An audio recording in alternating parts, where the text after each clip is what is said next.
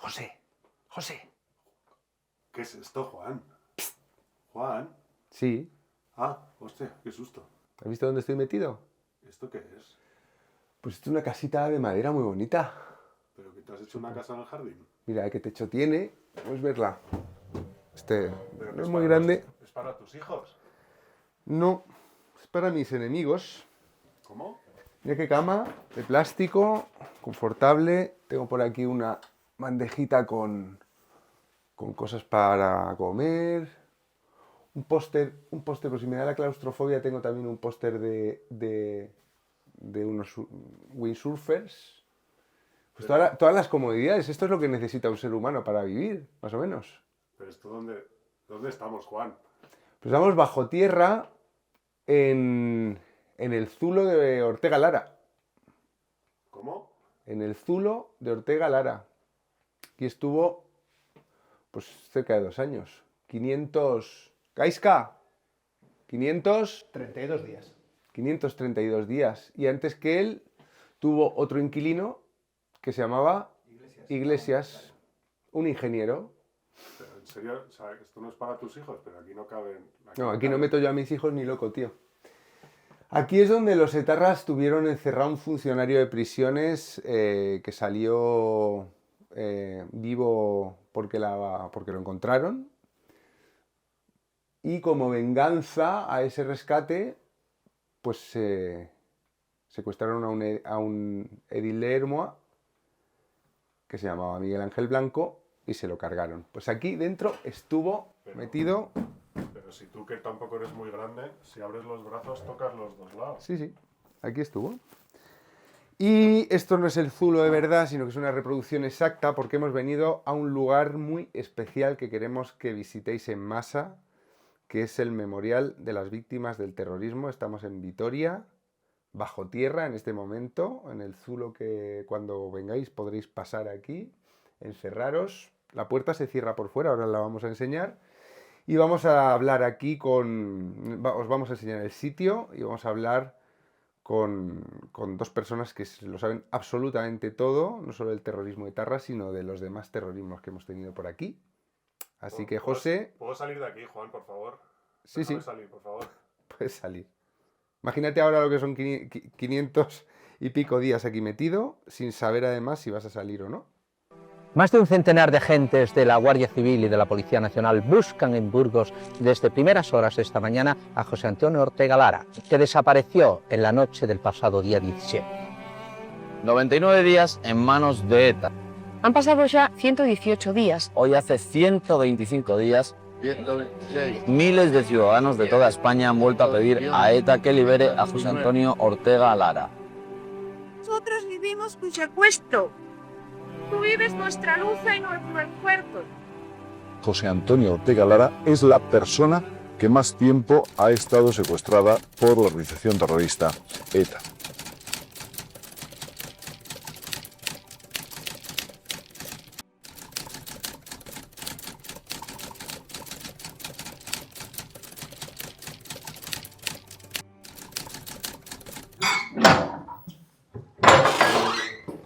Juan.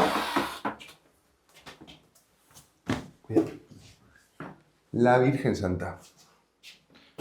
¿Qué tal, Gaizka? Un placer tenerte aquí. Vamos a cerrarlo. Bueno, pues ya has visto el Zulo de Ortega Lara. Y aquí se ve dónde estaba el Zulo de Ortega Lara. Eso es. Esto es el taller en el que trabajaban los etarras y aquí podéis ver el agujero en el que se bajaba y subía el Zulo. Estaría justo encima de nosotros, ¿no? Bajaban a dar la comida o a hablar con él y luego desde aquí tenían el control. Podían quitarle la luz para castigarle, podían decir lo que quisieran y Ortega Lara era un prisionero, auténtico prisionero de los peor en materia, ¿no? O sea, cuando sale... Cuando salió parecía que salía de Auschwitz. Exacto, parecía que salía de Auschwitz, estaba 532 días comiendo mal, pasando frío, enfermedades, pensamientos de suicidio. Él contó que estuvo pensando en suicidio y sin saber qué iba a ser de él, porque había habido otros secuestrados que lo habían asesinado. Entonces, su destino podía ser la muerte. ¿Él contaba los días? ¿Sabía cuánto tiempo llevaba ahí? Probablemente sí. Sabía lo que está pasando, pero claro, hay que contar que 1 año y medio tu cabeza ya empieza a hacer cosas muy raras. Y él, que era muy cristiano, por ejemplo, que lo ha contado, era muy cristiano, estuvo pensando en cómo podía suicidarse a pesar de que ir contra su religión, porque ya no podía más, ¿no? O sea, era imposible, no tenía ningún tipo de esperanza o de qué va a pasar mañana. Dices que faltan 2 elementos del zulo, que está hecho exactamente como era, ¿no? O sea, es una reproducción exacta. Con los mismos materiales, él dormía en ese plástico asqueroso, ¿no? Hacía sus necesidades en un cubo, sí. En un cubo que le sacaban de allí. Cuando bajaban, claro, que igual tenía que estar con eso 24 horas. Faltan 2 elementos, eso, como dices tú, el frío y la humedad. Hay que recordar que el zulo estaba bajo tierra, cerca de un río subterráneo, por tanto, las paredes estarían llenas de hongos, de moho, y luego habría un frío intenso, no tenía nada de calefacción. Por tanto, 532 días pasando frío y durmiendo en una colchoneta de estas, pues acabas destrozado. ¿Cuál era su pecado? ¿Por qué lo metieron allí? ¿Qué hizo tan mal este hombre como para que estos luchadores de la libertad del pueblo vasco decidieran encerrarlo aquí? Pues era un trabajador público, con eso bastaba, y sobre todo un trabajador público fácil de conseguir. ETA, como todos los grupos terroristas, es oportunista, es un cazador oportunista, entonces coge a las piezas más débiles. Aquí no tiene protección. Ortega Lara no estaba protegido, no tenía escolta, era fácil de capturar, entonces lo capturan para intentar presionar al gobierno, que cumpla una serie de condiciones del traslado de los presos de ETA a las cárceles vascas, que haya escarcelación, y lo tienen como una pieza, digamos, para presionar a las autoridades. Pero el único pecado que comete Ortega Lara es ser fácil de tener una vida normal y tan normal que unos desgraciados pueden capturarle cuando quieran. A él lo meten en un coche, ¿no? Lo agarran, lo meten en un coche y lo encierran aquí, ¿no? Y aquí se pasa... Y él no sabe si lo van a matar. No tiene ni idea porque tampoco lo que recibe del exterior viene filtrado por los terroristas. Ellos le dicen qué está pasando y lo que les interese qué le está pasando, ¿no? Pasa con todos los secuestrados de ETA, que hay unos cuantos, ¿no? Muchas veces le manipulan, cuentan una parte solo de lo que ocurre, le intentan poner contra las autoridades o contra su familia, ¿no? Eso es algo muy típico de los terroristas porque luego además te sirve para que escriban cartas, para presionar al resto de familia. Hay que recordar que a la vez que Ortega Lara está secuestrado el Cló, que es un empresario, en otro zulo diferente, que en este caso es para conseguir dinero. Y después de, como has contado ya, después de la liberación por la Guardia Civil de Ortega Lara, ETA se venga matando a Miguel Ángel Blanco. ¿La Guardia Civil cómo encontró este sitio? Pues por una cosa, bueno, una investigación muy larga, porque estuvieron 1 año y medio investigando y al final yo creo que lo que hace la Policía Guardia Civil es un trabajo tan sistemático que la pista más tonta, que a nosotros parecería algo que no tiene importancia, alguien le dijo plus, ¿no? En este caso era una anotación que ponía bol, punto, y una cantidad de dinero. Y dándole vueltas, un guardia civil se da cuenta que bol puede ser muchas cosas, puede ser una ciudad, puede ser un apellido, pero hay un etarra que se llama Bolinaga, que se apellida Bolinaga. Entonces relaciona el apellido con el dinero y viendo el número de entradas, dice, esto tiene que ver con el secuestro, con uno de los 2 secuestros, tampoco sabían que era Ortega Lara, podía ser el otro. Entonces empiezan a seguir a este y después de mucho trabajo se dan cuenta de que hay un edificio que vemos luego, un taller al que va todos los días gente a trabajar que llevan comida, supuestamente para comer ellos, y que un día llevan comida y van a comer fuera. Estos que llevan comida otros días están comiendo en un restaurante. O sea, algo aquí no cuadra, ¿no? Los trabajadores eran etarras. Los trabajadores eran etarras y hacían, dentro del taller, hacían cosas también para ETA.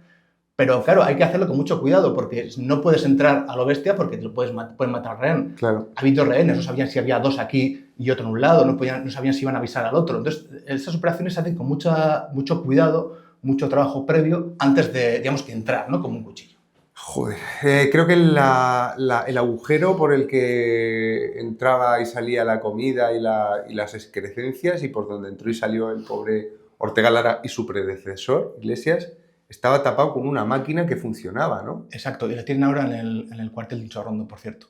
Y claro, cuando la Guardia Civil entró en el taller, con Bolinaga, por cierto, que le despertaron de madrugada para que no pudiera reaccionar, estuvieron buscándolo y eran incapaces de dar con el agujero, porque para quitar la máquina había que dar a 2 botones a la vez, o sea, no podías darle por casualidad, tenía que pulsar 2 cosas a la vez y entonces se quitaba. Les costó mucho tiempo dar con él y sobre todo tenían el problema de la cuenta atrás, porque Ortega Lara estaba sin comida y sin agua. Por tanto, si tardaban 2 o 3 días, iba a morir, ¿no? O sea, estuvieron ahí un montón de guardias civiles hasta que por fin encontraron. Sabían que había alguien, pero no sabían cómo. No le podían oír desde aquí. No podían escucharle. Y él tampoco les podía escuchar. Es más, cuando baja un guardia civil pequeñito, además, para abajo, lo que hizo Ortega Lara es matarme una vez. Él cree que es un etarra. O sea, no Matadme sabe, de una vez es lo primero que les dice. sí, no sabe que es un guardia civil, ¿no? Le cuesta... Yo era un niño cuando pasó todo esto en el 97 y recuerdo muy bien que se hablaba mucho de Ortega Lara, se veían las fotos de cómo era antes, de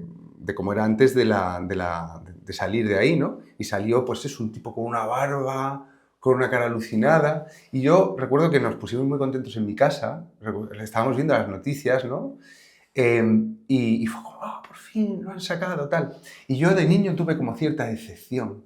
Fíjate qué cosa, ¿eh? Porque salía un hombre que no estaba contento. Yo decía, pero si por fin lo han encontrado. Claro, era un hombre que estaba psíquicamente destruido por completo en aquel momento, ¿no? Claro, yo no creo que, por ejemplo, a veces pienso, ¿qué hubiera pasado si yo hubiera estado ahí dentro? No hubiera aguantado 1 año y medio, me hubiera roto mucho antes. O sea, él, por ejemplo, aguantó con la fe, incluso la fe acabó quebrándose, pero no cualquier ser humano es capaz de estar 532 días en el corredor de la muerte sin saber si te van a matar dentro de un rato, o si qué está pasando fuera, cómo está tu mujer, si el gobierno está aceptando o no aceptando. Eso, Dices que le apagaba la luz para torturarle, por ejemplo. para castigarle, sí, los etarras siempre, para castigar al rehén, no solo en el caso de Ortega Lara, también otros te apagan la luz, te quedan sin comida, te quitan privilegios, entre comillas, para que tú seas totalmente manso, ¿no? Te destruyen, te están destruyendo como ser humano para convertirte pues, en un cordero.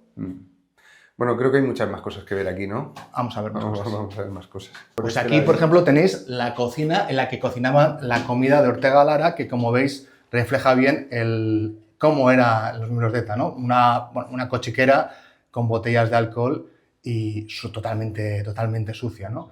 Y esta es la clave, porque cuando los etarras van a trabajar con comida pero no la cocinan, es cuando la Guardia Civil se da cuenta de que hay un secuestrado o dos.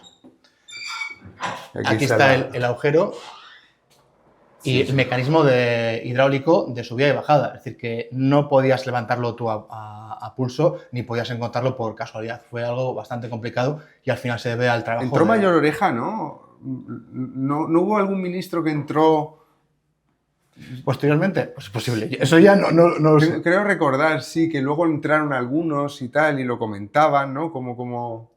Yo he entrevistado a muchos guardias civiles, algunos que estuvieron en este operativo y sé que estuvieron muy felices, porque para ellos era un reto conseguir salvarle, sacarle con vida, ¿no? Sí, por eso luego fueron a por Miguel Ángel Blanco y se lo cargaron de esa manera, claro. Era una manera... Ahora este no lo vais a encontrar. Eso fue una venganza directa de ETA que, por suerte, bueno, por desgracia, causa una víctima mortal, pero luego hay un cálculo equivocado de la propia ETA y le sale muy mal a nivel de publicidad. Sí, fue la bisagra. Bueno, vamos a seguir. Aquí antes vamos a ver el fulo de Ortega Lara desde arriba. ¡Ah! Los 4 terroristas, que ningún otro, pese a acercarse a alguno de ellos a la nave, han reconocido que Ortega Lara estaba debajo del suelo que estaban pisando. Mira la puerta, ¿eh? Y ahí estaba, ahí en el sitio. No sé qué palabra habrá dicho, porque si ha dicho alguna, apenas era audible. Pues bueno, una explosión de éxtasis, lógicamente. Ortega Lara, que se encontraba bien de salud, aunque bastante débil, ha salido del lugar por su propio pie. Tuvo que esperar un poco en el culo. Me acuerdo cómo miraba todo, es que era... No se lo creía. Estaba tarao, salió como... Sí, yo no, me acuerdo cuando era niño, de verlo, esa mirada que tenía. Luego lo sacaron a una ventana, ¿verdad? Saludó a una ventana. La ventana. Heavy.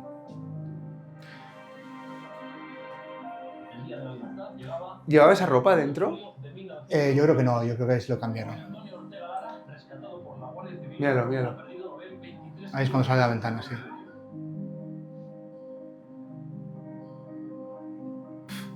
Y cuando descataron, por cierto, la Guardia Civil, ahí ves una pintada, por ejemplo, Ortega amenazado de muerte. Es decir, que no solo con rescatar terminó su historia, o sea, siguió siendo un objetivo de ETA. Sí. Y a mí el zulo me impresiona, me llama mucha atención, pero la cosa que más me impacta es en estas notas, que es una tontería, ¿no? ¿Qué es? Esto es una nota que tenía el comando en la cocina que hemos visto abajo. Sí. Todos los días miraban el Egin era el periódico de Ezker Abertzale, que claramente tenía un bingo culeta, por eso fue ilegalizado. Tenían que ver en la sección de contactos Uno de estos mensajes, buscarlo. Si aparecía este, Choría Escatu, que es soltar al pájaro, el comando tenía que liberar a Ortega Lara. Pero si aparecía este otro, Choría Bota, tenía que matar a Ortega Lara. En el Egin. Egin, eso es. En el Egin tenía que buscar todos los días a ver si aparecía uno de estos dos mensajitos. Que son mensajes que si los lees no tienen nada que ver con... En fiestas de Romo, todo calimocho, pero las de Donosti, tónica. La del gorro azul. Si aparecía esto, tenían que matarlo. Y tenía que leer todos los días el Egin para saber si tenían que matarlo o no. Pues sí que impresiona, sí. Claro, cuando dicen que Egin no tiene nada que ver con ETA, pues basta ver la historia del periódico para darte cuenta de que sí. Que sí ¿Mercedes Purúa trabajaba en ese o en el siguiente? En Egin. Mercedes Sí. Purúa, la que nos da lecciones de periodismo desde la tribuna y lucha contra el fascismo. Y en Punto y Hora de Euskal Herria creo que también, pero sobre todo en Egin, sí. Y esto era un mensaje en clave para cargárselo o sacarlo. Y aquí Eso se ve, es. fíjate cómo está debajo de la tierra. Este es el taller en el que estaba el Zulo dentro y esto es una fotografía de Fidel Raso, que es un fotoperiodista muy importante. Tenemos muchas fotos de él en el memorial, justo cuando estaba produciéndose la operación de la Guardia Civil, ¿no? Entonces, si lo veis desde fuera, parece un taller totalmente anodino. Hoy, por cierto, está cubierto de hormigón. Hoy el auténtico Zulo Ortega Lara no se puede visitar porque el Ayuntamiento de Mondragón lo ha neutralizado. No existe. ¿Y por qué el Ayuntamiento de Mondragón ha hecho eso? Eso es algo que había que preguntar al Ayuntamiento de Mondragón y ver qué partido gobernaba en ese momento, que todos podemos sospechar cuál era. Sí, no era el PP, ¿no? No. ¿Y aquí quién vivía? ¿Alguna vez estos vecinos que estaban a 10 metros de este centro de torturas han dicho algo? O sea, a mí me hubiera impresionado mucho vivir aquí. Pues que yo sepa, no. Nunca han hablado. Desde luego era muy difícil saber lo que estaba ocurriendo dentro. Sí, pero cuando te enteras... Ah, eso es otra cosa, sí. Pero... Te debe impresionar, ¿no? Quiero decir, hostia, que lo tenían aquí hasta... Sí. Estaba todo el mundo buscándolo y además hay cámaras, hay de repente un gran revuelo, pero no... En el País Vasco ocurría algo que era la espiral del silencio, ¿no? La gente está acostumbrada a no hablar libremente política, no hablar de ETA, no hablar de Ortega Lara. Entonces, ese silencio autoimpuesto pesaba mucho. No creo que hablasen. Bueno, ayer fue 17 de enero y se cumplieron 30 años del momento en que Ortega Lara, el funcionario de prisiones, fue secuestrado por ETA. Hace 30 años le quedaba año y medio a Ortega Lara para salir de ese zulo que está también reproducido en el Memorial de las Víctimas del Terrorismo de Vitoria. Pero en el memorial que hemos estado José y yo para grabar, para hacer entrevistas, para recordar lo que fue vivir en un país con terrorismo, aunque ahora ya tanta gente que parece que prefiere olvidar, pues en el memorial hubo cosas que nos impresionaron muchísimo más. Vais a ver en los próximos días, no sé muy bien cuándo, están montando pues un par de vídeos largos con la visita que hicimos por el memorial, donde nos trataron Gaizka Fernández y Florencio Domínguez, que es el jefazo de lujo. Nos enseñaron todo, nos explicaron todo y nos parecía muy interesante compartir esa visita y esa conversación con vosotros, para que la podáis compartir también con la gente que no tiene muy claro qué es Bildu, qué fue ETA y qué es lo que ha pasado en este país durante tantos años. Entonces, lo que acabáis de ver es una pequeñísima introducción, es un aperitivo y nada, en los próximos días, esta semana, la siguiente, más o menos. ¿No, José?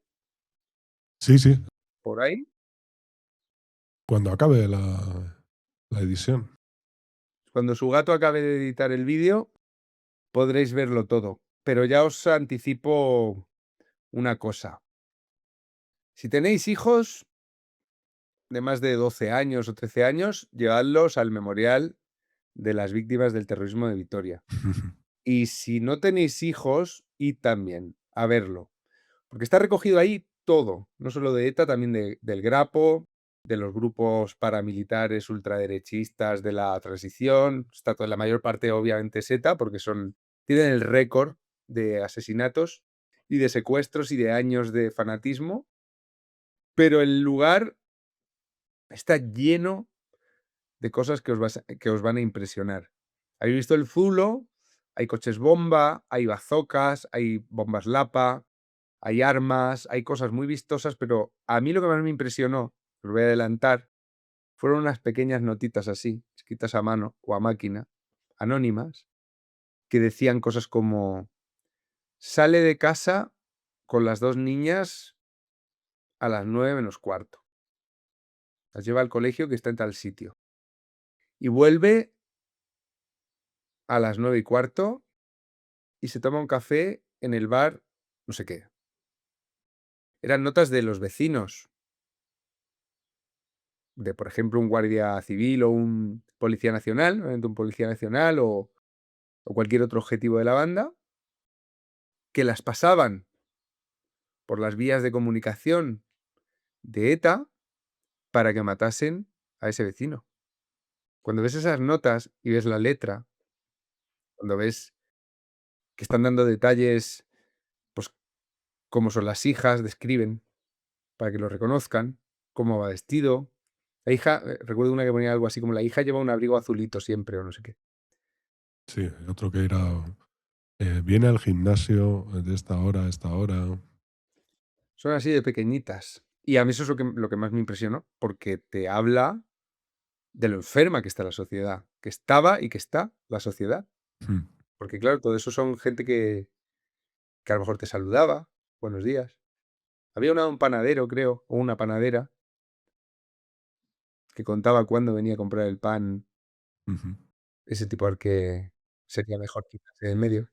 Eran ciudadanos que no tenían realmente mucho que ver con la banda. Bueno, tenían mucho que ver con la banda. No, pero digo, no la banda operativa, sí, sino que Sí, sí, no fueron nadie de esas personas fue condenada.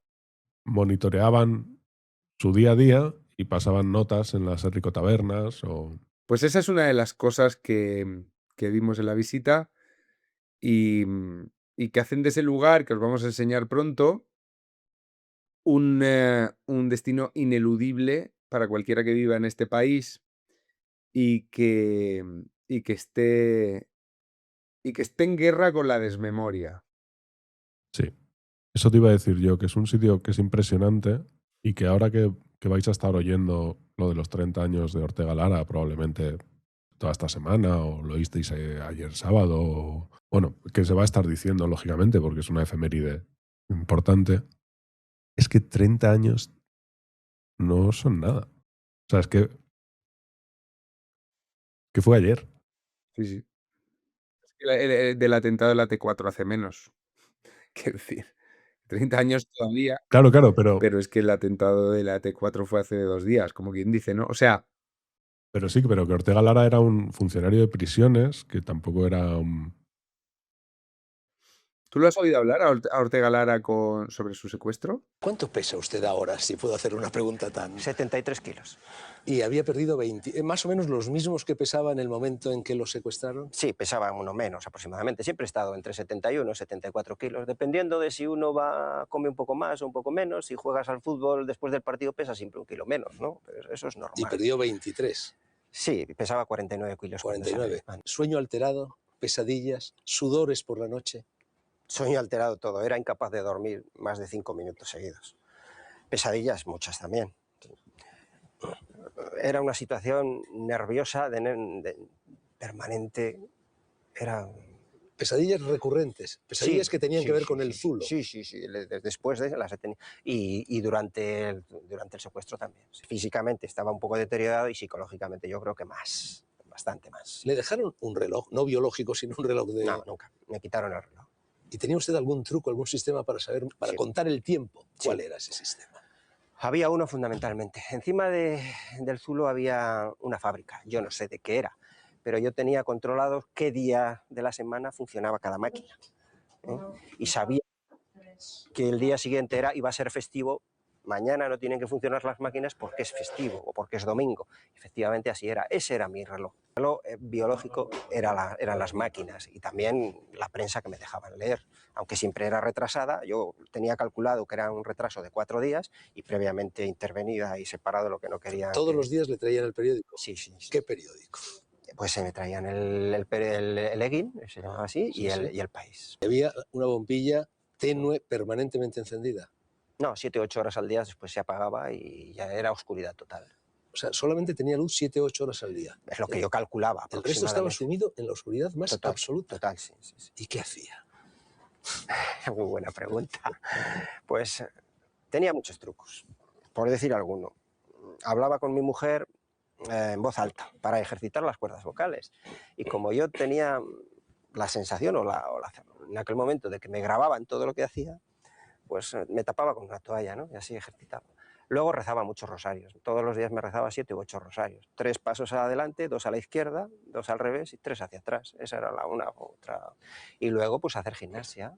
Procuraba siempre hacer un poco de gimnasia, asearme, lavarme, ducharme cuando me daban agua caliente y hacer mis oraciones, leer un rato, escribir un poco si podía. Todas estas cosas tenías que mantenerlos por el fin de mantener la autoestima. Pero aún así, el deterioro cada vez era mayor. El zulo medía 3 por 2,5, una cosa así, ¿no? No, eran 2,40 por 1,70.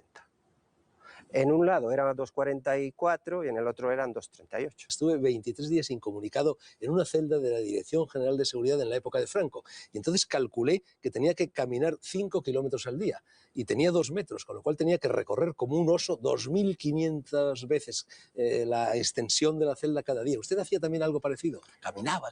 Muchas horas. Caminaba muchas horas. Y además es que llegaba un momento en que ya ni te chocaba. Es que no me chocaba con la pared. Ya lo tenía calculado, eran 3 o 4 pasos, 2,5. 4 pasos, siempre en el mismo sentido, en la misma dirección y volver sobre los pasos. Lo más molesto en realidad era una especie de ventilador, el aire que producía este ventilador. Sí, era el que introducía aire en el habitáculo, no había otra.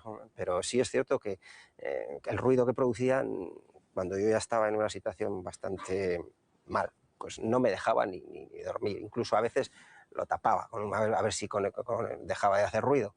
Y ellos me lo echaban en cara y decían, oye, que por ahí entra el aire y un día te vas a asfixiar. La verdad es que no me importaba. El mobiliario se reducía a una tumbona de lona, de tubos, a un saco de dormir, creo, pequeño, y a una manta muy delgada. Y una mesa. Y una mesa. Y una mesita. Y una silla. ¿Allí hacía frío, hacía calor? No. Según las estaciones, ¿se notaba alguna...? Sí, se notaba fundamentalmente porque cuando me traían las garrafas de agua sabía si el agua venía muy fría o venía más cálida. Entonces sabía si hacía frío fuera o no lo hacía. Lo que se notaba mucho era la humedad. Yo sabía que estábamos cerca del mar o cerca de algún río porque se producían inundaciones.